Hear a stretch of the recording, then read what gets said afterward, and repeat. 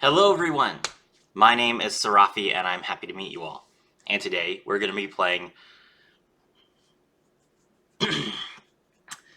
Mekk-Knight Charmers. This was requested by Beam on the Twitch stream, so he literally just said, I want to see Mekk-Knight Charmers, and, well, I am a man of the people. So I built Mekk-Knight Charmers. This is not from DLM, this is not from any tournament, I just came up with it. So the skill is called Awakening of the Charmers, and what it does, reveal one Charmer monster, one familiar possessed monster in your hand, return one card from your hand to the deck, and set one Awakening of the Possessed from outside of your deck to the field. You have to have all of the familiar possessed cards in your deck, but only one each, and the skill can only be used once per duel.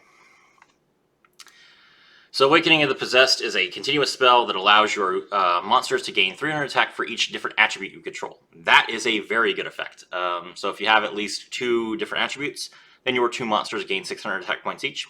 That's a really good, powerful effect. And in addition, your familiar possessed monsters cannot be destroyed by card effects. And if you normal summon or special summon a familiar possessed monster, you get to draw a card. So yeah, definitely worth a card from your hand. And it's a free column, which is the best part about it. So for those of you that don't remember, Mekk-Knights all have the effect where if there are at least 2 cards in a single column, you can special summon this monster from your hand once per turn. Purple Nightfall lets you target one Mekk-Knight monster you control and banish it until your next standby phase. Then if you do, you get to select another Mekk-Knight monster from your deck and add it to your hand. Usually you'll use that to get Blue Sky. Blue Sky, when it's special summon, allows you to add different Mekk-Knight monsters from your deck to your hand, equal to the number of cards that your opponent controls in the column it was summoned. So, if you, for example, summon Blue Sky to a column that has 1 card in your opponent's column zone, you can draw, for example, your Indigo Eclipse. If you summon it to 2 columns, like your opponent has a monster and a spell or trap, you can get your Red Moon as well. Pretty good. Then we have each of the familiar possessed cards. They are 1850 beaters that draw you a card. Pretty good. Indigo Eclipse, this is level 8, and it can target a Mekk-Knight monster you control and move it to a different column as a quick effect. That is very useful, especially with Mekk-Knight Morningstar, which we will get to. Lastly, we have Mekk-Knight Red Moon. You can banish a Mekk-Knight monster from your graveyard, then target one face-up monster in this card's column and destroy it. That is not once per turn, so you can destroy one of your opponent's monsters in the extra monster zone, then destroy one of their monsters behind that monster for 2 cards from your graveyard, or you can move it with Indigo Eclipse and pop 1 monster in one column and 1 monster in another column. You do need to have 2 different Mekk-Knights in your graveyard to do this, but, you know, it's not that hard. Next up, we have Spirit Charmers. Discard 1 card. Take 2 cards from your deck with different names from each other that are Charmer monsters, familiar possessed monsters, and or possessed spells and traps. Add one of them to your hand and set the other. You can only activate 1 Spirit Charmers per turn. So you will set your possessed partnerships, and you will add 1 of your familiar possessed cards to your hand, and then normal summon it to draw a card. That's really good, and the discarded card pays for itself because you drew a card. So enjoy. Dimensional Fisher. Any monster sent to the graveyard is banished instead. This is just a good card for the current meta. I'm running it at 1 to give myself 20 cards. This could easily be the Mekk-Knight that pops spells and traps instead, but I like this card. 3 Book of Moons, because we're running every limit card already in the game. 1 limit 1, 2 limit 2s, and 3 limit 3s.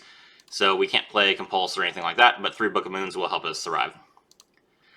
World Legacy's Memory, special summon 1 Mekk-Knight monster from your hand or deck in defense position, but return to your hand during the end phase.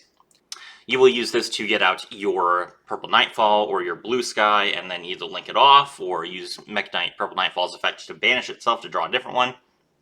You're locked into Mekk-Knights for the rest of the turn, but you can just link it off into your Morningstar, and if we get other Mekk-Knight cards, like for example Mekk-Knight Spectrum Supreme, then this card will be even better. Possessed Partnerships. Special summon 1 spellcaster type monster with 1500 defense from your hand or graveyard in attack position or face down defense position.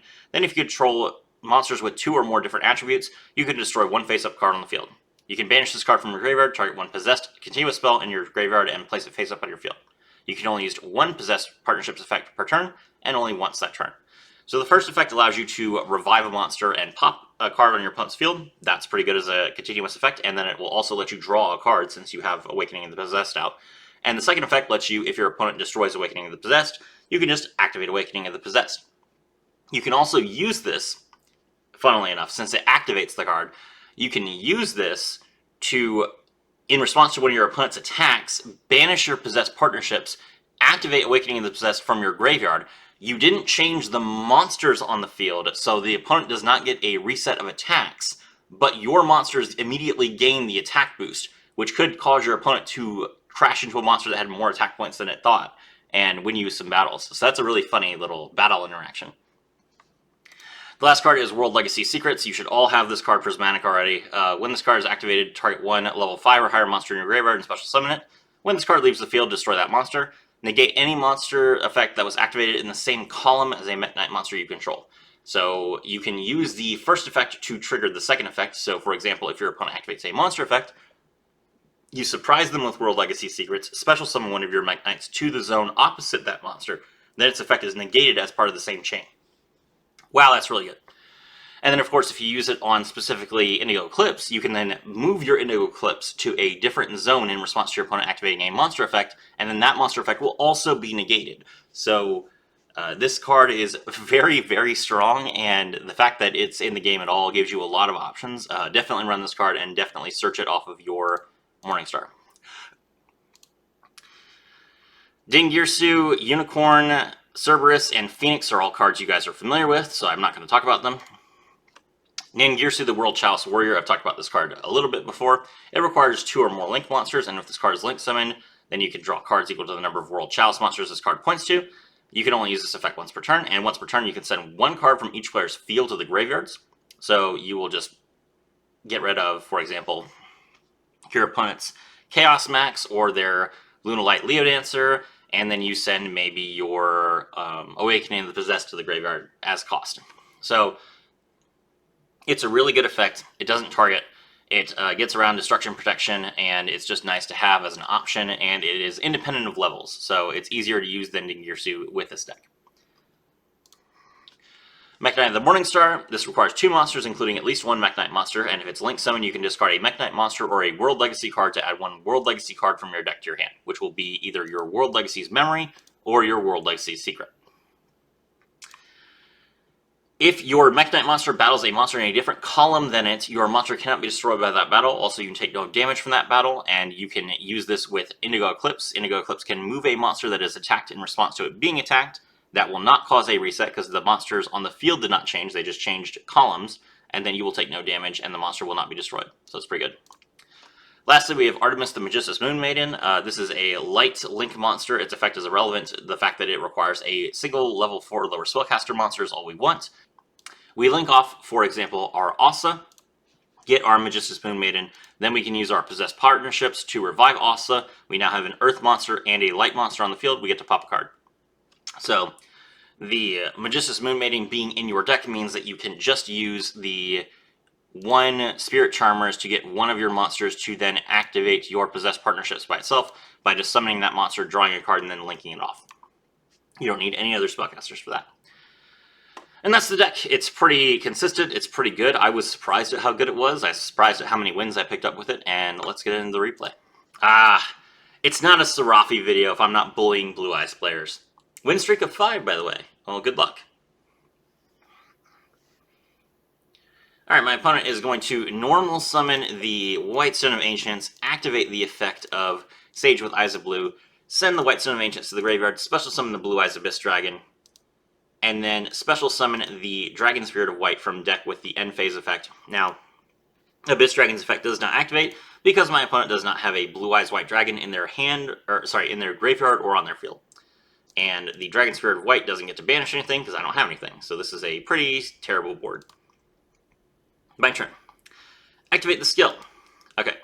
I reveal my Asa, and I can return any card that I want from my deck to my hand. I currently have 3 familiar possessed monsters, and they're basically bricks, so I will just return 1 of those.